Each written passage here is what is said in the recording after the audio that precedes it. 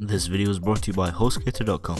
HostGator provide hosting plans from as low as $3.96.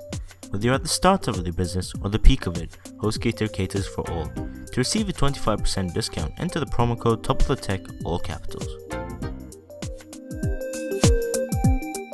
What's going on YouTube of Tech today? Today I'm going to be showing you how to install a new SSD in the new MacBook Pro. First of all, you should put something soft on your table, then you want to lay down your MacBook Pro face down. For this operation you'll need a Torx screwdriver as well as a Phillips, something like a bottle cap, and then you get started. Remove all 11 screws from around the MacBook Pro. Then remove the cover. It may be hard at first, but just give it a nudge and it'll definitely come off. Then you want to go straight into the hard drive. The hard drive is very simple to remove. First of all, you need a Phillips screwdriver to remove all 4 screws. Thanks to video, obviously, we can speed this process up. Then slowly take out the existing hard drive, flip it around and remove the SATA cable. This is very important, or else you'll snap or cut out the SATA cable, which will mean that your MacBook is kind of screwed up and you may need to take it to repairs. Then you want to take off that small plastic, because you will need it for the new SSD.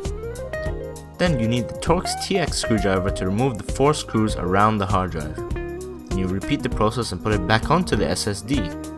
Same with that plastic, and then the SATA cable, and slip it back in. Put 4 screws back in place to hold the SSD in place. Take your aluminum cover with your 11 screws, put that in tight, and then get ready to install from your USB, disk, or Recovery HD. Boot up whilst holding the Alt key. Then you may want to format your disk, just in case you may have extra rubbish files on it. So just format it in macOS Extended Journaled without encryption. Erase it, and then you're ready to install Lion.